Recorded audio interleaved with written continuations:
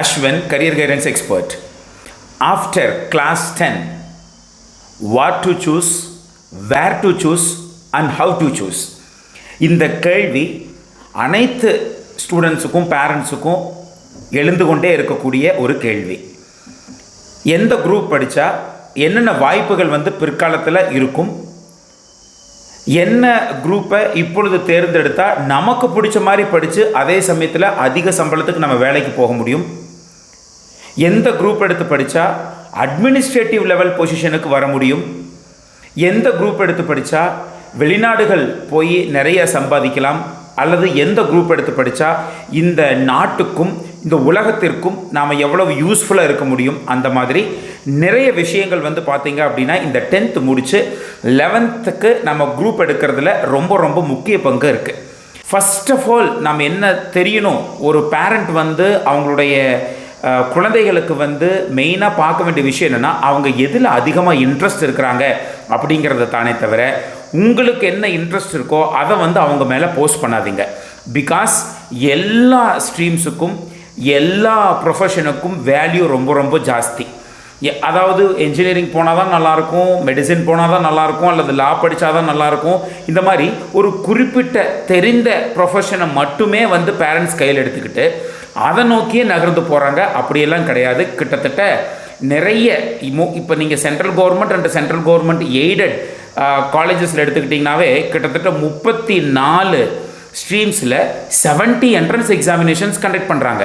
நீங்கள் எந்த ஸ்ட்ரீம் எடுத்து படிக்கிறீங்களோ அது உங்களோட இன்ட்ரெஸ்ட்டாக இருக்கட்டும் அப்படிங்கிறத கட்டாயம் வச்சுக்கோங்க.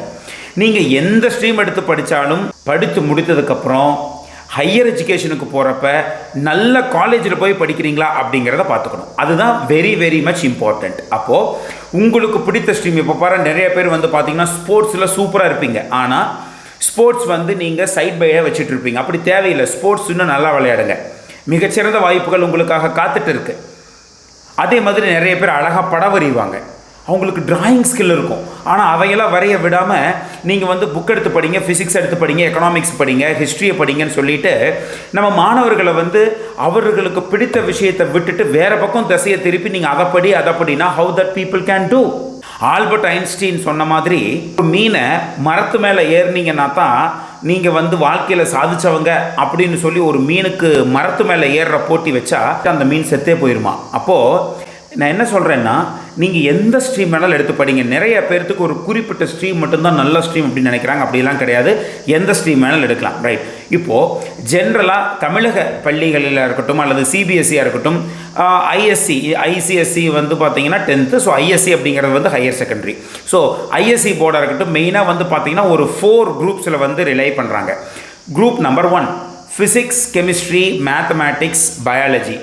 இந்த ஃபிசிக்ஸ், கெமிஸ்ட்ரி, மேத்தமேட்டிக்ஸ், பயாலஜி எடுத்து நம்ம போகிறப்போ நிறைய இடத்துக்கு உள்ளே போக முடியும். அக்ரிகல்ச்சர் லைனில் போக முடியும், ரிசர்ச் லைனில் போக முடியும். ரிசர்ச்னால் என்ன சார் அப்படின்னா, physics, chemistry, maths, biology, material science, environmental science, இந்த மாதிரி ஒரு குறிப்பிட்ட சப்ஜெக்டை மட்டும் எடுத்து அதுலேயே மேலே பிஜி படித்து பிஹெச்டி பண்ணி ரிசர்ச்சராக போகிறது. நல்லா ஞாபகம் வச்சுக்கோங்க, நீங்கள் எந்த குரூப் எடுத்து படித்தாலும் அதில் நீங்கள் ரிசர்ச் அளவுக்கு நீங்கள் மேலே போனீங்கன்னா தான் நீங்கள் எக்ஸ்பெக்ட் பண்ணுறதை விட அதிக சேலரி உங்களுக்கு வரும். நிறைய பேர் பிஹெச்டி பண்ண வேண்டாம், நம்ம ரிசர்ச் பண்ண வேண்டாம்னு சொல்லிட்டு 4 வருஷம் படித்தா போதும், 5 வருஷம் படித்தா போதும், அதுக்கப்புறம் படிக்கவே வேண்டியதில்லைங்கிற ஒரு குரூப் எடுக்கிறீங்க. பட் ஆனால் நல்லா ஞாபகம் வச்சுக்கோங்க, இப்போ இருக்கக்கூடிய உலகம் மல்டி டிசிப்ளினரி ஆஸ்பெக்டாக போகுது. டெய்லி நீங்கள் லேர்ன் பண்ணணும், புது புது விஷயங்களை லேர்ன் பண்ணணும், நீங்களும் புது புது விஷயங்களை உத்வேகமாக கண்டுபிடிக்கணும். இது எல்லாம் இருந்தால் மட்டும்தான் நீங்கள் மேலே போக முடியும். அதனால் படிக்காமல் ஜாலியாக இருந்துக்கிட்டு அதே சமயத்தில் பல கோடிகளை சம்பாதிக்கலான்னு கனவே காங்காதீங்க. அது என்றைக்குமே உங்களுக்கு நடக்காது. அப்போது இந்த ஃபிசிக்ஸ், கெமிஸ்ட்ரி, மேத்ஸ், பயாலஜி எடுத்திங்கன்னா நீங்கள் இன்ஜினியரிங் லைன்லேயும் போக முடியும், அது இல்லாமல் அக்ரிகல்ச்சர் லைனில் போகலாம், அது இல்லாமல் ரிசர்ச் லைன்லேயும் நீங்கள் போகலாம். அப்பார்ட் ஃப்ரம் தட் நிறைய ஆப்பர்ச்சுனிட்டி உண்டு. இந்த மேத்தமேட்டிக்ஸ் அப்படிங்கிறது பார்த்தீங்கன்னா ஒரு கர்காண்டுவன் சப்ஜெக்ட், பிரம்மாண்டமான சப்ஜெக்ட். எங்ககிட்ட வர்ற கவுன்சிலிங்க்கு வரக்கூடிய அத்தனை மாணவர்களுக்கும் நம்ம என்ன சொல்கிறோம் அப்படின்னா, நீங்கள் எந்த ஸ்ட்ரீம் வேணாலும் எடுத்துக்கோங்க, ஆனால் மேத்தமேட்டிக்ஸ் அப்படிங்கிற சப்ஜெக்ட் கட்டாயமாக உங்களுடைய சப்ஜெக்டில் இருக்குதான்னு பார்த்துக்கோங்க அப்படின்னு நம்ம சொல்கிறோம். ஏன்னா ஃப்யூச்சர் எல்லாமே டெக்னாலஜி ஓரியன்டாக போகிறதுனால ஒவ்வொரு கண்டுபிடிப்புகளுக்கும் வந்து பார்த்திங்கன்னா இந்த மேத்தமேட்டிக்ஸ் அப்படிங்கிறது ரொம்ப ரொம்ப இம்பார்ட்டண்ட். அதே மாதிரி ஒரு புது விஷயம் இப்போ ஆர்டிஃபிஷியல் இன்டெலிஜென்ஸாக இருக்கட்டும், டேட்டா சயின்ஸாக இருக்கட்டும், அதுக்கெல்லாம் பேசிக் வந்து கோடிங் ஸ்கில் அப்படின்னு சொல்கிறாங்க. பட் கோடிங் ஸ்கில் கிடையாது, problem solving ability which comes from mathematics. அப்போது நீங்கள் எந்த குரூப் வேணாலும் ப்ரிஃபர் பண்ணி படிங்க, கம்பல்சரியாக மேத்தமேட்டிக்ஸை உங்களுடைய சப்ஜெக்டில் இருக்குதாங்கிறத பார்த்துக்கோங்க. அடுத்து வந்து பார்த்தீங்கன்னா physics, chemistry, biology and computer science எடுப்பாங்க. இவங்க வந்து பார்த்தீங்கன்னா ஒரு கத்தி மேலே நடக்கிறவங்க மாதிரி. ஆப்பர்ச்சுனிட்டிங்கிறது வந்து வெரி வெரி மினிமம் தான். நீங்கள் எம்பிபிஎஸ் போகலாம், பிடிஎஸ் போகலாம், வெட்டினரி சயின்ஸ் போகலாம், மேபி சம்டைம்ஸ் அக்ரிகல்ச்சர் பிடிச்சிருந்தா நீங்கள் அதுக்கு போகலாம். அது இல்லாமல் சில கோர்ஸுகள் சென்ட்ரல் கவர்மெண்ட் காலேஜஸில் நிறைய இருக்குது. பட் இருந்தாலுமே வந்து பார்த்திங்கன்னா ரொம்ப ரிசர்வ்டான குரூப்பாக இந்த குரூப் வந்து பார்க்கப்படுது. அதனால் வந்து physics, chemistry, biology and computer science அப்படிங்கிறது கொஞ்சம் ரிசர்வ்டான கோர்ஸு. எனக்கு வந்து டாக்டர் ஆகிறது தான் சார் ஒரே குறி, வேறு எந்த தாட்டுமே எனக்கு கிடையாது, நான் டாக்டர் கட்டாயமாக ஆயிடுவேன்னா கண்ணை மூடிட்டு நீங்கள் இந்த குரூப் எடுக்கலாம். ஏன்னா உங்களுக்கு வந்து பார்த்தீங்கன்னா 4th சப்ஜெக்ட் அப்படிங்கிற ஒரு சின்ன எக்ஸ்ட்ரா சுமை வந்து உங்களுக்கு இருக்காது. பட் இருந்தாலுமே வந்து பார்த்தீங்கன்னா ஈவன் டாக்டர் ஆகணும்னு நினைக்கிறவங்க கூடவே வந்து ஃபிசிக்ஸ், கெமிஸ்ட்ரி, மேத்தமேட்டிக்ஸ், பயாலஜி எடுத்துக்கிறது நல்லது. பட் மேத்தமேட்டிக்ஸை ஒரு கண்ணு வச்சுக்கோங்க, பட் ஃபிசிக்ஸ், கெமிஸ்ட்ரி, பயாலஜி நல்லா படிங்க. இல்லை சார் எனக்கு மேத்தமேட்டிக்ஸே வராது, நான் வந்து டாக்டர் முடிவே பண்ணிட்டேன், நான் வந்து ரொம்ப ரிகரஸாக படிக்கலான்னு இருக்கேன் அப்படின்னு நினைக்கிறீங்கன்னா கட்டாயமாக நீங்கள் ஃபிசிக்ஸ், கெமிஸ்ட்ரி, பயாலஜி அண்ட் அடிஷ்னலாக ஏதோ ஒரு சப்ஜெக்ட் நீங்கள் எடுத்துக்கலாம். பட் ஸ்டில் வந்து சம்டைம்ஸ் இது வந்து ரெக்கமெண்டட் இல்லை அப்படிங்கிறது தான் என்னுடைய ஒரு சின்ன வார்த்தைகள் உங்களுக்காக. அடுத்து வந்து பார்த்தீங்க அப்படின்னா வந்து physics, chemistry, maths, computer science யாருக்கெல்லாம் வந்து எனக்கு ரிசர்ச் லைனில் இன்ட்ரெஸ்ட் இல்லை சார், அதே மாதிரி பயாலஜி சென்ட்ரிக் இந்த நீட்டு டாக்டரில் இன்ட்ரெஸ்ட் இல்லை சார் அப்படின்னு நீங்கள் முடிவு பண்ணுறீங்க அப்படின்னு வச்சுக்கோங்களேன், கட்டாயமாக நீங்கள் என்ன பண்ணலாம் அப்படின்னா physics, chemistry, maths, computer science போகலாம். இது வந்து main, don't think that it is only for engineering. Apart from that many more opportunities are available for this group also. அடுத்து வந்து பார்த்தீங்க அப்படின்னா காமர்ஸ் அப்படிங்கிறது. ஸோ காமர்ஸ்லேயே வந்து பார்த்தீங்கன்னா நிறைய உட்பிரிவுகள் வந்து நிறைய இருக்குது. ஜென்ரலாக காமர்ஸ் சிபிஎஸ்சி எடுத்துக்கிட்டிங்கன்னா அக்கௌண்டன்சி, எக்கனாமிக்ஸ், அதுக்கப்புறம் வந்து information studies, business maths, business studies, இந்த மாதிரி நிறைய எலக்டிவும் கொடுத்து எடுத்துகிட்டு போகிறாங்க. இதில் வந்து நான் என்னோட மறுபடியும் அட்வைஸ் என்னென்னா நீங்கள் காமர்ஸ் எடுத்து படிங்க, but without mathematics please to not choose commerce. Because சில பேர் வந்து எனக்கு மேத்தமேட்டிக்ஸ் வேண்டாம் அப்படிங்கிற ஒரு பெரிய ஸ்ட்ராட்டஜியில் தான் இந்த காமர்ஸை எடுப்பாங்க. நான் நிறைய பேர்த்த பார்த்துருக்கேன். இந்த காமர்ஸ் எடுக்கக்கூடிய மாணவர்கள் என்ன பண்ணுறாங்கன்னா எனக்கு மேத்தமேட்டிக்ஸ் வராது சார், எனக்கு வந்து சயின்ஸ் பிடிக்காது சார் அப்படின்னு சொல்லிட்டு இந்த காமர்ஸ் எடுப்பாங்க. அங்கே போனால் எக்கனாமிக்ஸுக்கு மறுபடியும் வந்து நீங்கள் மேத்ஸ் கற்றுத்தாகணும். நாளைக்கு business analytics, data science, financial involvements கூடிய இருக்கக்கூடிய விஷயங்கள் எல்லாம் வந்து பார்த்தீங்கன்னா நீங்கள் வந்து மேத்தமேட்டிக்ஸ் எல்லாம் ஒன்றுமே பண்ண முடியாது. பிகாஸ் காமர்ஸ் அப்படிங்கிறது வந்து அதாவது வந்து காமர்ஸ் அப்படிங்கிறது வந்து பார்த்தீங்கன்னா ப்ராப்ளம் சால்விங் எபிலிட்டி, அதுவும் வந்து dealing with the financial aspects அப்படிங்கிறது ரொம்ப ரொம்ப முக்கியமாக இருக்குது. அதனால் காமர்ஸ் படிக்கக்கூடிய மாணவர்கள் வந்து நீங்கள் நம்மளுடைய ஸ்டேட் போர்டில் படிக்கிறீங்கன்னா பிஸ்னஸ் மேத்ஸ் அப்படின்னு கொடுப்பாங்க. இதே சிபிஎஸ்சியில் படிக்கிறீங்க அப்படின்னா மேத்தமேட்டிக்ஸ் அப்படின்னே கொடுப்பாங்க. ஐசிஎஸ்சிலையும் வந்து பார்த்தீங்கன்னா உங்களுக்கு மேத்தமேட்டிக்ஸ்னு கொடுப்பாங்க. முடிஞ்ச வரைக்கும் வந்து பார்த்தீங்கன்னா மேத்தமேட்டிக்ஸை ஒன் ஆஃப் த சப்ஜெக்ட்ஸை எடுத்து படிங்க.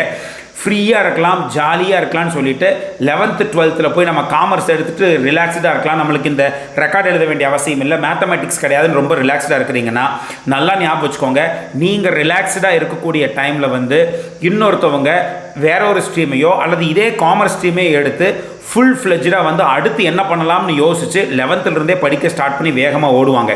நீங்கள் ஜாலியாக இருக்கலான்னு 2 வருஷத்தை கழிச்சதுக்கப்புறம் நீங்கள் ஏதோ ஒரு காலேஜில் போய் பிகாம் படிக்கலாம் அப்படின்னு சொல்லிட்டு பிகாமை படிப்பாங்க. பிகாம் படித்து முடிச்சதுக்கப்புறம் இவங்களுக்கு ஜென்ரலாகவே இந்த காமர்ஸ் ஸ்டூடெண்ட்ஸ் இருக்கிறது வந்து பார்த்திங்கன்னா 3 விஷயத்தை தான் பார்க்குறாங்க. ஒன்று குரூப் எக்ஸாம் எழுதுறது. குரூப் எக்ஸாமுக்கு வந்து பார்த்திங்கன்னா 20 லட்சம் பேர் எழுதுகிறாங்க வெறும் 1000 போஸ்ட்டுக்கு. எங்கள் வீட்டுக்கு பக்கத்தில் இருக்கக்கூடிய ஒரு 42 வயசு ஆன ஒரு அம்மா வந்து பார்த்தீங்கன்னா இன்னும் குரூப் எக்ஸாமுக்கு ப்ரிப்பேர் பண்ணிகிட்டு இருக்கிறாங்க. அப்போது குரூப் எக்ஸாமுக்கு எல்லாருமே ப்ரிப்பேர் பண்ணுறாங்க.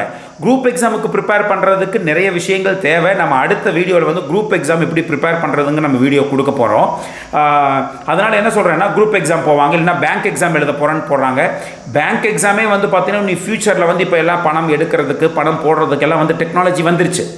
அது மாதிரி பிளாக்செயின் டெக்னாலஜி, ஃபினான்ஷியல் டெக்னாலஜி போன்ற விஷயங்கள் வந்து இந்த பேங்க்குக்கு வந்து நாங்கள் எக்ஸாம் எழுதி போகிறோம் அப்படிங்கிற விஷயத்தை வந்து நீங்கள் 6 வருடங்கள் கழித்து படித்து முடிச்சு வர்றப்போ தலைகீழாக கூட மாறி இருக்கலாம். அதனால் அதையும் ஞாபகம் வச்சுக்கோங்க.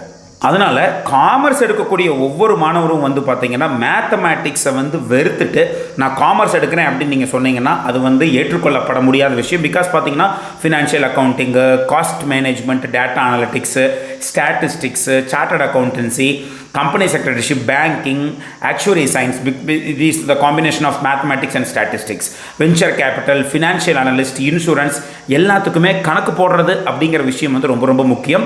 ஸோ அதனால் வித்தவுட் மேத்தமெட்டிக்ஸ் முடிஞ்ச வரைக்கும் வந்து ஒரு கோர்ஸை சூஸ் பண்ணாமல் இருக்கிறதுக்கு என்ன பண்ண முடியுமோ அதை பண்ணிக்கோங்க. அடுத்து வந்து பார்த்தீங்கன்னா மிக மிக ஒண்டர்ஃபுல் டிபார்ட்மெண்ட்னு சொல்லப்படக்கூடிய ஹியூமனிட்டிஸ். இந்த டிபார்ட்மெண்ட் வந்து மாணவர்கள் மத்தியில் இது வேண்டாம், இந்த டிபார்ட்மெண்ட் எதுக்கு எடுக்கணும் அப்படின்னே தெரியாமல் இந்த டிபார்ட்மெண்ட்டை நிறைய பேர் வர வர எடுக்கிறதே இல்லை. இதில் பார்த்தீங்கன்னா history, political science, geography, even psychology, இந்த மாதிரி ஒண்டர்ஃபுல் குரூப்ஸ் வந்து இதை கொடுத்துட்ருக்குறாங்க.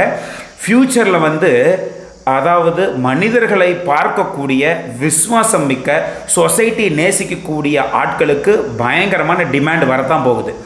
அது இல்லாமல் அட்மினிஸ்ட்ரேட்டர் இதில் வந்து பார்த்தீங்கன்னா நீங்கள் வந்து சிவில் சர்வீசஸ் போகலாம், லா படிக்கலாம், சைக்காலஜி போகலாம், நீங்கள் வந்து கான்டென்ட் ரைட்டராக போகலாம், author, journalism, hospitality, event management, even வந்து பார்த்தீங்கன்னா நீங்கள் எக்ஸாம் எழுதி இந்த இன்வெஸ்டிகேஷன் ஏஜென்சின்னு சொல்லப்படக்கூடிய சிபிஐ, எஃப்சிஐ, டிசைன் லைனில் போகலாம், இன்டர்நேஷ்னல் ரிலேஷன், சோஷியல் ஆக்டிவிஸ்ட்டாக நீங்கள் போகலாம், ஆர்டிஐ ஆக்டிவிஸ்ட்டாக நீங்கள் போகலாம், United nations, world health organisation, intelligence officer, world bank, இது எல்லாம் வந்து பார்த்தீங்கன்னா இவங்களுக்கான வரவேற்பு ரொம்ப ரொம்ப மிக அதிக அளவில் இருக்குது. அது இல்லாமல் ஃபீமேல் எம்பவர்மெண்ட்டை பற்றி படிக்கிறது, அதே மாதிரி வந்து பார்த்திங்கன்னா ரூரல் டெவலப்மெண்ட்டு, அர்பன் இஷ்யூஸை வந்து எப்படி சால்வ் பண்ணுறது, இது கொரோனா மாதிரி டிசாஸ்டர் நிறையா வர்றப்போ டிசாஸ்டர் எப்படி மேனேஜ் பண்ணுறது, இது எல்லாமே வந்து பார்த்திங்கன்னா இந்த ஹியூமனிட்டிஸ் அப்படின்னு சொல்லப்படக்கூடிய இதில் வந்து போவாங்க. அது இல்லாமல் ஃபாரின் லாங்குவேஜஸ் நீங்கள் படிக்கலாம். இந்த மாதிரி மிக மிக மிகச்சிறந்த வாய்ப்புகள் வந்து ஈவன் நீங்கள் ஹியூமனிட்டிஸ் எடுத்து படித்தாலும் காத்திருக்கின்றது.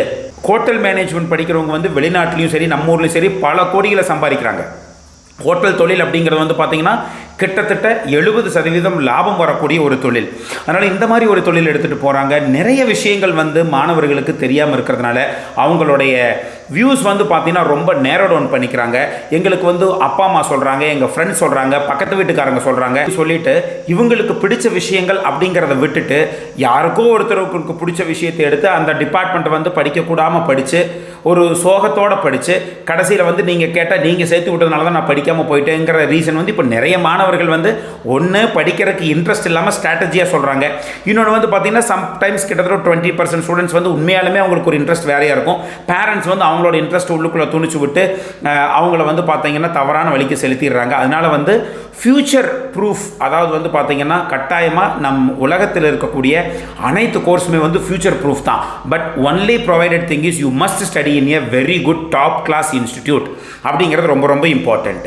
நிறைய மாணவர்களுக்கு, காமர்ஸ் படிக்கிற மாணவர்களுக்கு பெரிய பெரிய கல்லூரிகளுக்கு போகிறதுக்கு என்னென்ன புக்கு படிக்கணும், என்னென்ன என்ட்ரன்ஸ் எக்ஸாமில் கேட்பாங்கன்னு தெரியாது.